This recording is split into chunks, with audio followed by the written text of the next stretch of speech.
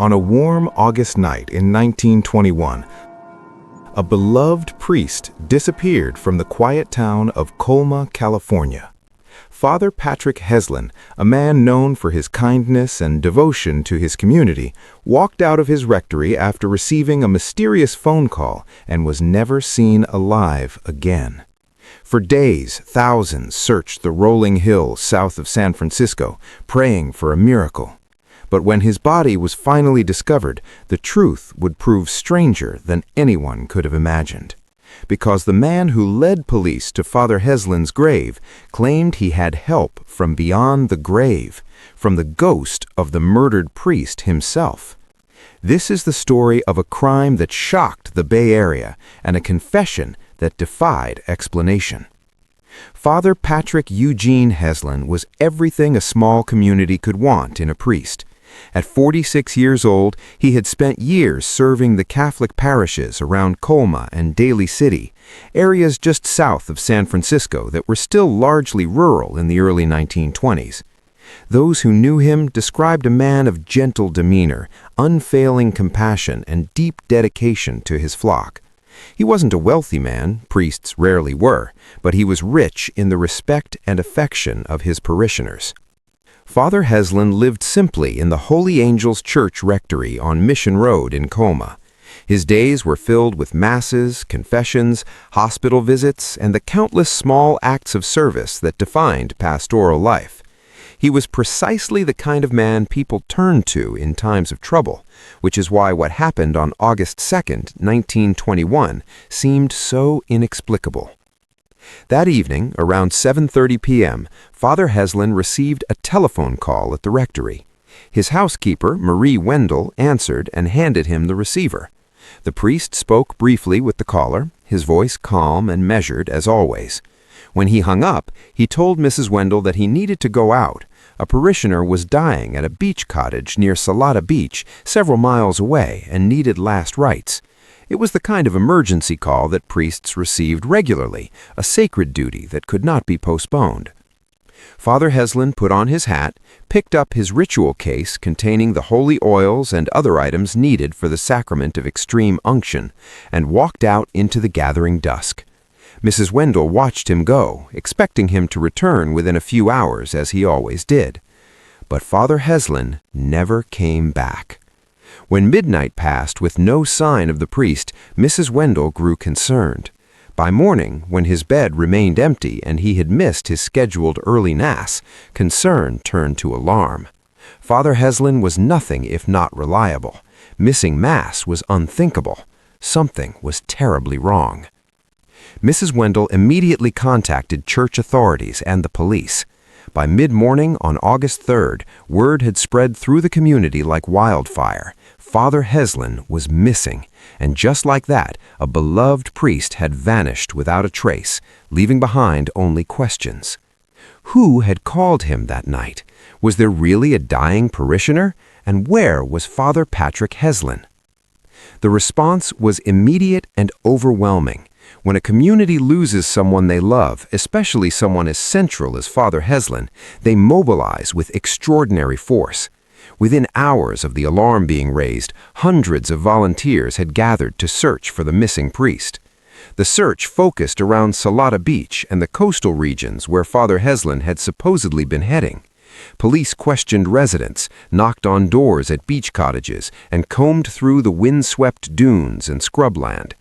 Did anyone see a priest walking alone that night? Had anyone made an emergency call requesting last rites?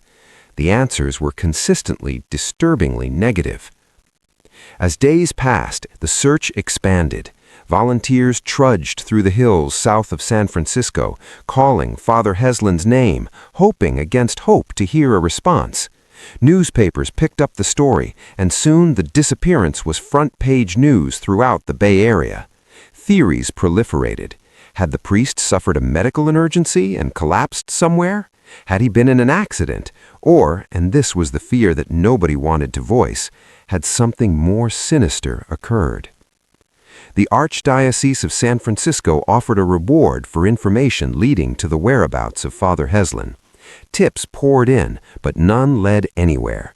Psychics came forward claiming visions of the priest's location, but their predictions proved fruitless. The community held prayer vigils, their voices rising in the darkness, pleading for Father Heslin's safe return. But as the days stretched into a week, hope began to fade. The strange circumstances of the disappearance haunted investigators. No one at Salada Beach had called for a priest. No one was dying that night. The phone call that lured Father Heslin from his home was a deception, a cruel trick, which meant that someone had deliberately drawn the priest away from safety. The question that now loomed over everything was simple and chilling. Why? The break in the case would come from the most unexpected source imaginable, and in a manner that would make the story of Father Heslin's disappearance legendary. On August 7, 1921, 5 days after Father Heslin vanished, a man walked into the San Francisco police station with a story that seemed too bizarre to believe. His name was William A. Hightower, a 32-year-old baker and mechanic who lived in San Francisco. Hightower was not a particularly remarkable man. He had no criminal record, worked regular jobs, and seemed perfectly ordinary. But what he told the stunned detectives that morning was anything ordinary. Hightower claimed that he had murdered Father Patrick Heslin, but there was more. He said that the ghost of Father Heslin had appeared to him in a dream, tormented and restless, and revealed the exact location where his body could be found. The detectives must have exchanged skeptical glances. Ghost stories and murder confessions were a strange combination, but Hightower was insistent, his details specific. He led police to a desolate area of sandy hills near Salada Beach, not far from where the search efforts had been concentrated. With searchers and police in tow, Hightower walked directly to a spot in the scrubland, pointed down, and said, "Dig here." What they found beneath the sand confirmed Hightower's horrifying confession. Buried in a shallow grave was the body of Father Patrick Heslin. He had been shot twice in the head at close range. His ritual case lay nearby, along with his personal effects. The beloved priest had been murdered in cold blood, likely soon after leaving his rectory that fateful evening. The discovery sent shockwaves through the community. The worst fears had been confirmed. Father Heslin hadn't wandered off or suffered an accident. He had been lured to his death by a stranger's deception, and that someone was now in custody, having confessed to the crime. But Hightower's story grew stranger still. He maintained that after killing the priest, he had been unable to live with his guilt. Night after night, he claimed, the ghost of Father Heslin appeared to him, not in anger, but in sorrow. The spectral priest had communicated telepathically, showing Hightower where his body lay and urging him to confess. Unable to bear the haunting any longer, Hightower finally gone to the police and revealed everything. The newspapers had a field day.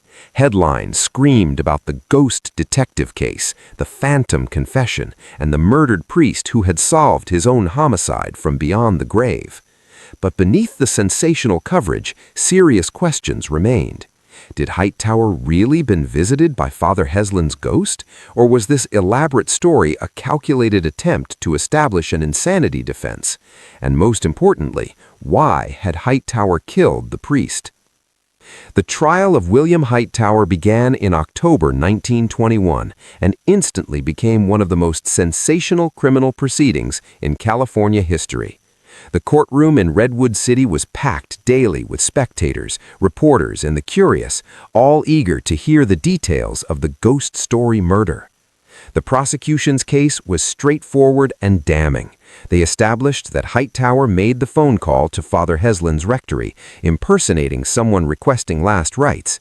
They showed that Hightower lured the unsuspecting priest to the remote location near Salada Beach. The physical evidence was overwhelming. Hightower led them directly to the body, knew details only the killer could know, and confessed to the murder. But the motive remained murky. Initially, prosecutors suggested robbery. Perhaps Hightower had believed priests kept large sums of money and had targeted Father Heslin for financial gain. Father Heslin had been known to carry some cash and valuables, though certainly not a fortune. Others speculated about a grudge or personal animosity, though no clear connection between Hightower and Father Heslin could be established. The defense strategy was equally clear. They would argue that Hightower was insane. The ghost story, they contended, was a deeply disturbed mind.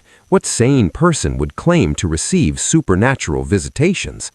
The defense called alienists, the era's term for psychiatrists, who examined Hightower and testified about his mental state. Hightower himself proved to be a problematic witness for his defense. On the stand, he doubled down on his ghost story, describing in vivid detail how Father Heslin's spirit had visited him night after night. He spoke of the priest's sorrowful face, the telepathic messages, the overwhelming guilt that finally drove him to confess. Father Patrick Heslin was laid to rest with full honors, mourned by hundreds who had loved and respected him. His grave in Holy Cross Cemetery became a place of pilgrimage for those who remembered his kindness and service. In a sad irony, Colma, where Father Heslin served, would become known as the City of Souls, home to more cemeteries than living residents. Father Heslin became one of its most famous permanent residents, a man whose death shocked a generation. William Hightower remained in San Quentin until his death, maintaining his ghost story to the end. A man forever marked by a crime that captured the public imagination and defied easy explanation.